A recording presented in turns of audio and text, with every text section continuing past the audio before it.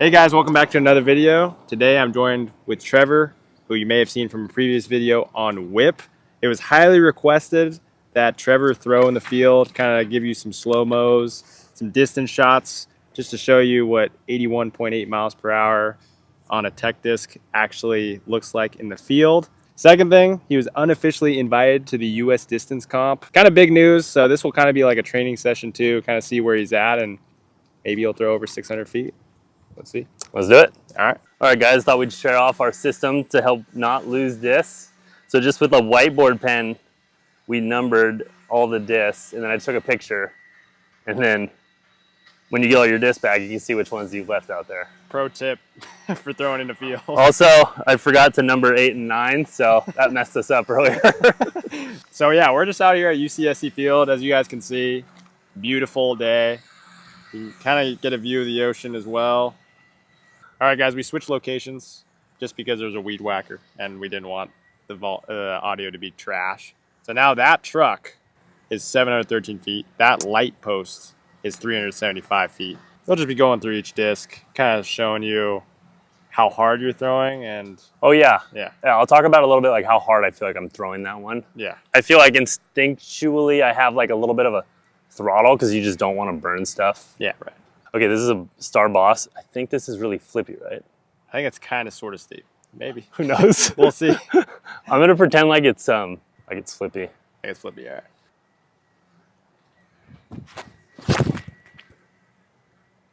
Dude, it's stable. That's what I thought. Or maybe it's just really wind or speed sensitive. Could be. What are you thinking next? I'll throw these really stable destroyers. Yeah, that's a good one. And then so you can put a little bit more power into it. Maybe? Okay, yeah.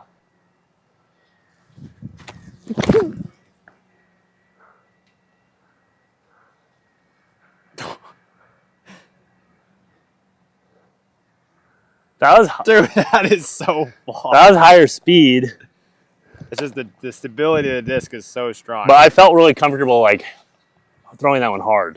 Like Yes. I didn't feel like I needed to throw. I think it's the exact same disc. I'll throw it. What do you think? Similar, just a little higher, a little bit more anti maybe. Okay.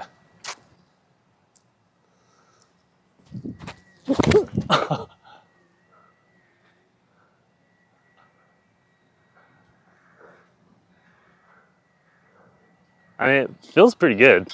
Yeah. It's not like a distance shot. Okay. How fast do you think you're throwing that ballpark? That one felt faster. Like 78? Yeah, it probably felt north of 75. Okay. I'll throw this kind of similar. This has got some stability. This is like my normal destroyer. It's like a little beat in.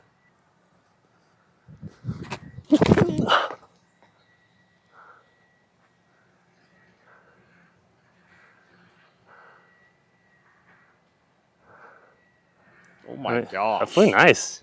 It looks like north of 500 feet for sure. So this is like one step below that, basically. I kind of use this one for sidearm. Yeah, it's similar. Maybe it doesn't glide as much. It's a little flatter. But yeah, this is a Star factory second destroyer.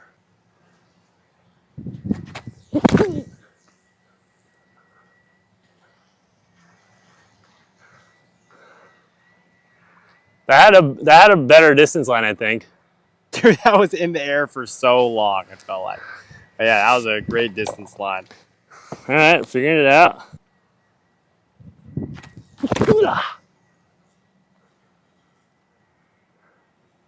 Look at that thing, so cool. Dude, that is so far. This is fun. I wonder if that's 600. I'm not getting that extra carry I think I need, but is it feeling good? Yeah. This is Emperor stability is pretty normal. Like it's pretty beat in. Yeah. Oh, That was not higher. A little bit more anti, though. Burned it a little bit. Dang, I wanted that one to be good.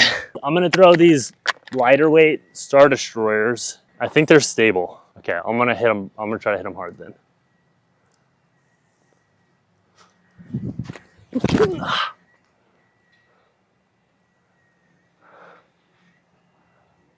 That flew kind of nice. Well into the 400s, maybe 500s. I'll just hit this one hard. It is really nice having the exact same disc. Yeah, for sure. But we'll see.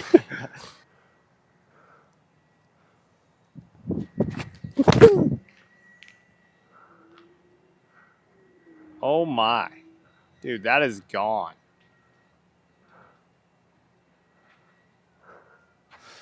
Okay, I'm gonna throw Pro Boss. I'm gonna treat it like a kind of beat-in destroyer. Yeah,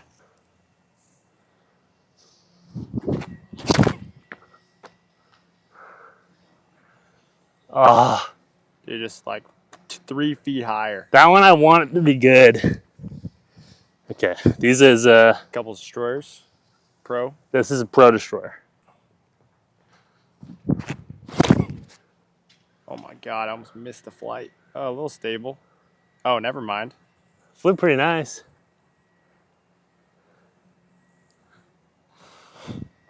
Watch these all be like 440 feet. Yeah, right.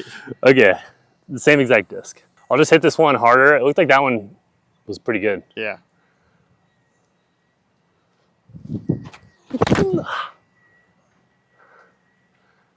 That might be the best shot.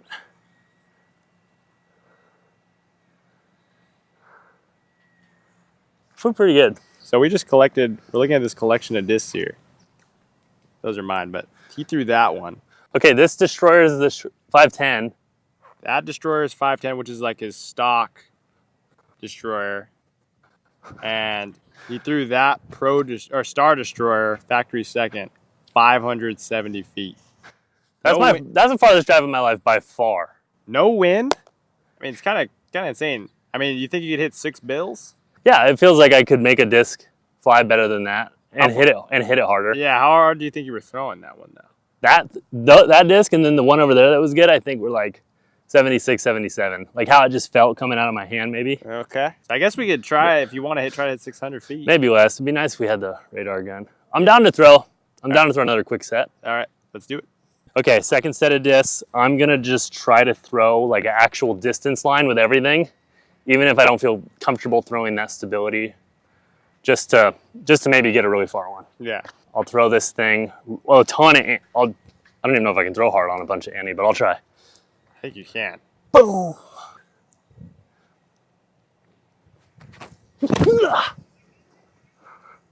Look at how stable that is. How is that thing fighting out? Oh my. I mean, I don't know how far that is, but That was one of my faster feeling shots out of my hand. I think the first time I threw like my hardest shots, they were like a few degrees Annie to this. Yeah. Might be a little faster for me up there. Okay, I'll do the same thing.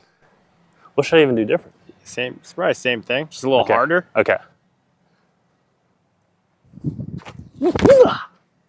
Yeah, I think that's good. That's so stable. That's just stable, but I got a little skip. We can see where that is. That's probably in the 500s though, for sure. This is my go-to destroyer. A little beat in.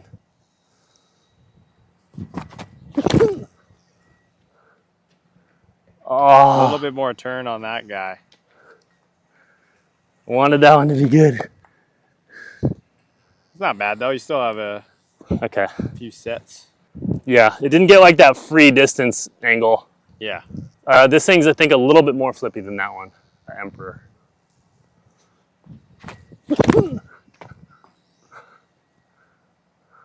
I threw that softer, but it's flying pretty nice. Similar.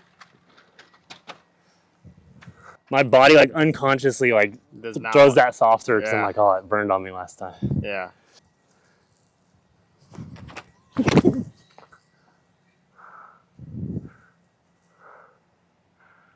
Oh. I had a nice distance line. I think it was on that for a while. Yeah, it did. It did hold very nice. This one's really similar.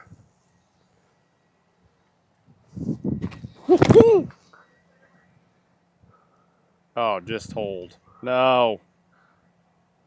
It's pretty nice. I mean, you're just putting it out controlled every time. Nice. It's kind of funny. Okay, I'll do a racer. Yeah, racer could be. Okay, I'll hit it hard, high. I keep saying that, but Yeah, I kind of want to see this at like 75. That's got good height. Meow. Dude, a little bit more flip would have been sick. That one's kind of far though. All right, we'll go last one here.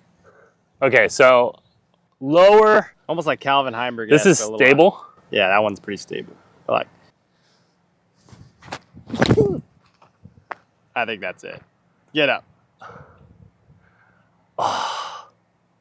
Oh my. I feel like that could have been something. All right, guys. Well, that kind of does it for the throwing part of our video.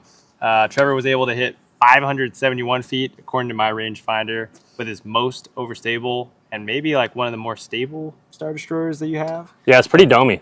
Pretty good for a first session of throwing distance lines. But now we're going to transition to kind of like the form review of Trevor and kind of his breakdown of what he's feeling in his throw and kind of hopefully share some thoughts with you. Cool. I think it'd be interesting too if I could hear your thoughts on some of my throws. Yeah. And like in my garage, you know, not as max distance as well. For sure. So I think we have kind of different, we look at it in different ways. Yeah, so we'll break it down, I guess, together and kind of share it with all of you, and hopefully you guys can get some insight into how a person throws 80 plus miles per hour. All right, guys, so we're in the Disc Zone lab. We're going to be going over some of Trevor's throws. He videoed himself doing one walk-up backhand throw and one standstill. We'll kind of analyze it and kind of get Trevor's thoughts on the different aspects of his throw, and then we'll hopefully give you guys a few tips for you to take home, apply to your game, and hopefully just start throwing farther today. So let's get straight into it. I'll just play Trevor's backhand form for you here a few times just so you could kind of see what it looks like. But there's a few things we could talk about. One, I kind of wanted to pick Trevor's brain into like the different aspects of his throw. If you guys have watched the whip video we created, what would you say? You're not like very analytical with like, you're not into mechanics, I would say. I'm fully on the intuitive approach. Exactly. Of the last 6 months. 6 months it's been working. For years I've been on the intuitive approach, I would say. Sure, yeah. I wouldn't say they're traditional. That's helpful, right? Yeah. So the first thing we'll talk about, or that Trevor will talk about, is you can see him walking up here. He does his first two steps of his X step. And I think you start feeling something right here. So when you're fully, like you're planted your front foot, your disc is fully engaged, you feel something like a roller coaster-esque thing that you've talked about. Oh yeah. Okay, so this is sort of the main thing I'm thinking about with my, if I have any swing thoughts, it's sort of to make sure that this thing happens correctly, which is like the whole start of, I would say, this wave feeling that my throw kind of feels like. So I've compared it to like when you're on a roller coaster and you go around a hard corner and you get like jerked violently, and so you can like brace hard against it, or you can like relax as much as you can and kind of just like let the cart jerk you around, and then your body kind of just like in a relaxed way sort of returns to normal and you kind of just go with it.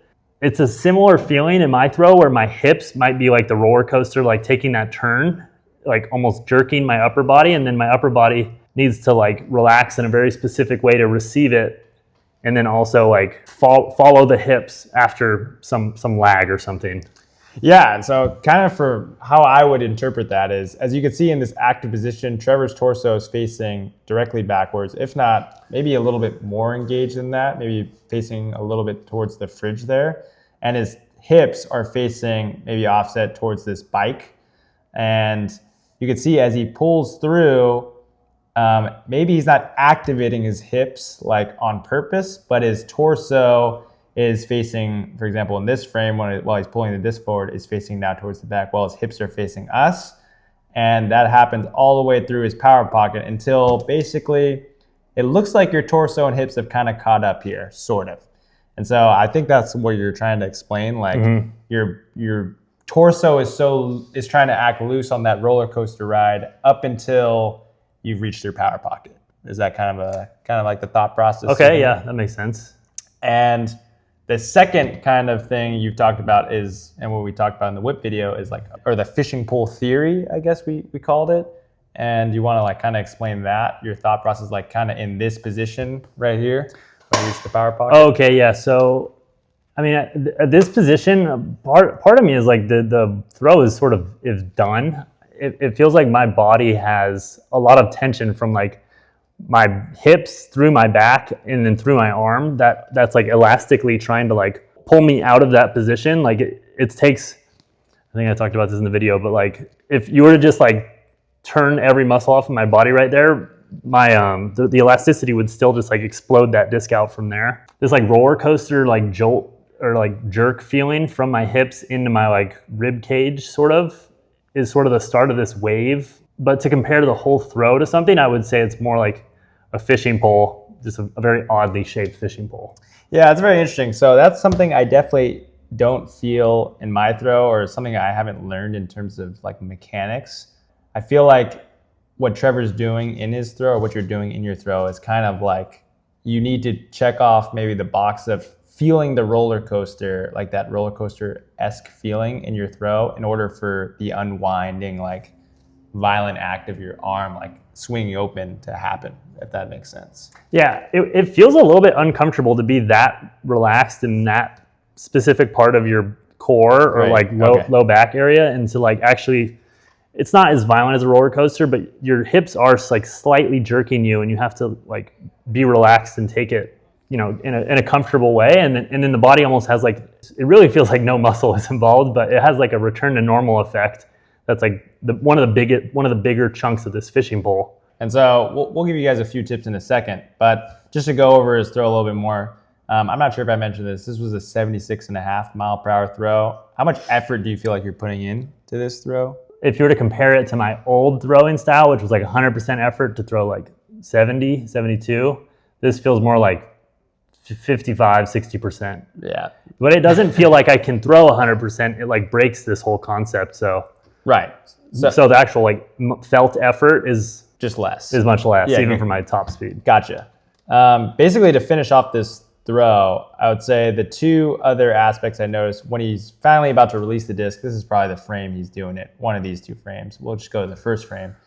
His left foot is nearly off the ground, I would say, which is good. You want to put, believe a lot of pressure on your front foot when you're releasing the disc. And also, the only other thing I noticed is that your torso is kind of not facing the camera, sort of say, but it's facing maybe in this kind of sort of direction.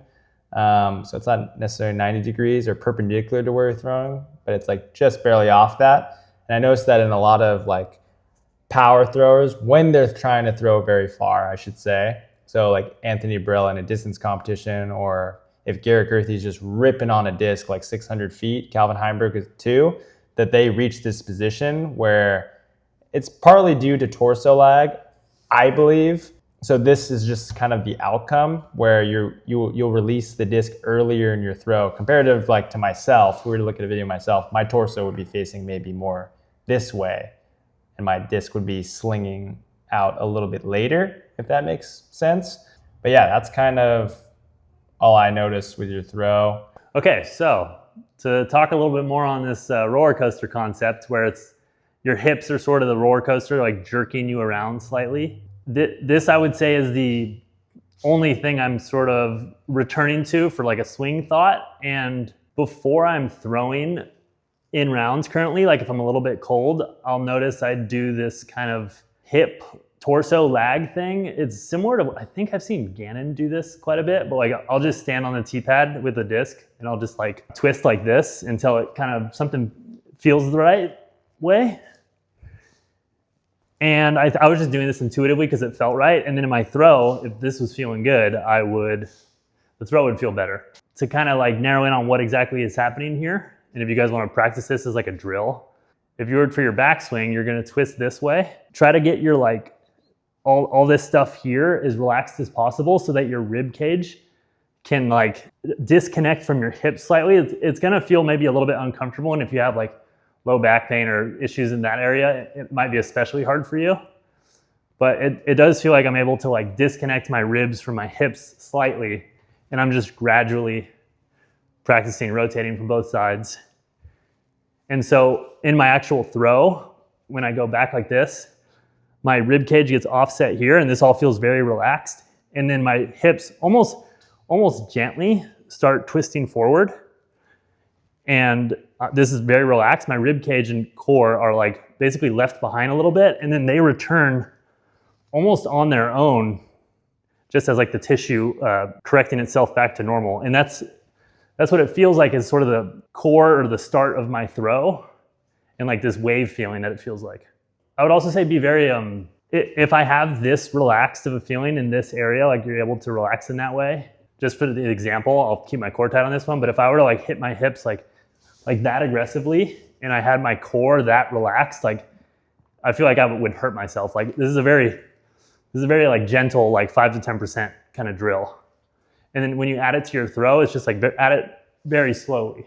Yeah, feel free to send me a message, and if you have questions on how it's feeling if you're trying this out, and I'll try to answer those. Sick. All right, and kind of getting into a couple other things you could tick off within your throw to help. Once you feel like this feels like sort of natural, where you're swinging your hips and your torso feels fairly relaxed. This has been a difficult thing for me to incorporate to my throw, but other disc golf YouTubers have talked about it, and it's like specifically, I think Nick Crush first talked about this, like weighting your arm. That didn't necessarily help me as much, but Trevor talked about engaging your left lat, or I should say your off arm lat if you're left-handed, where when you're about to pull through, instead of like weighting this arm, I felt like engaging my left torso, or my left lat, I should say, allowed me to lag my torso prior to pulling the disc forward. And I am a person that comes from rounding, so it's this was a difficult thing to grasp, but incorporate when you're in your active position and you're about to pull through. I mean, I understand weighting the arm by like pushing it down, but like engaging your left lat helped me kind of lag my torso enough to pull the disc into my power pocket instead of me twisting forward and then getting to my power pocket too late.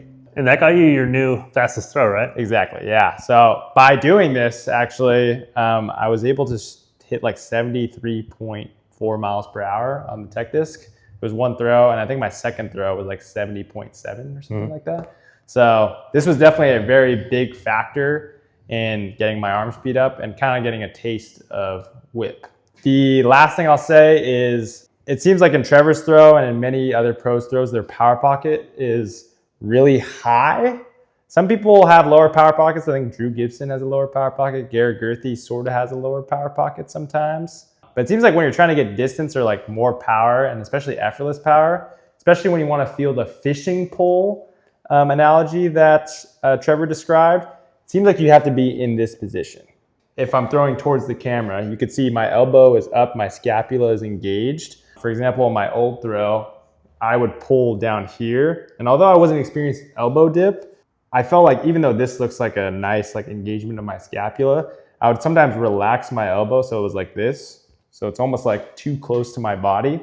And I feel like you can't feel like the fishing pole unwinding in that power pocket's that low. So I feel like reaching back higher and pulling back higher on an even plane will help you kind of achieve that. So I think those are like 3 drills you guys could practice, or 3 things you can incorporate into your throw to kind of hopefully start throwing better today. All right, guys, thank you guys for watching the video. Hope you guys enjoyed watching Trevor throw, analyzing his form, and taking a few tips from us to hopefully implement into your game. Thanks, Trevor, for coming and doing all this. Yeah, thank you. I hope you guys enjoyed. Any way they can help support you? What did I say last time? Help us figure this thing out? Yeah, I think reading all the comments was really helpful. It's kind of, everyone has a little bit different take on this topic, so it's been really interesting to read and talk with people. Please send me an Instagram message with any ideas you have or anything like that. Sorry, I've been a little slow getting back to people, but yeah, it's been good talking to people. Yeah, if you guys want to subscribe, like this video, it would really mean a lot. This is a co-created video by Disc Zone and Trevor, so subscribe to both of us. I'm almost at 3K followers. Any subscriber to him helps him tremendously, so please do that. If you guys want to check out any discs, I am the owner of Disc Zone, which is a disc golf store in Santa Cruz. I have a bunch of discs, pre-owned, collectible, brand new. custom stamps, so check it out. Would really appreciate that. But like I said, that kind of does it for this video. Hopefully we'll be coming out with some more soon. Thank you guys for watching. We'll see you in the next one. Peace.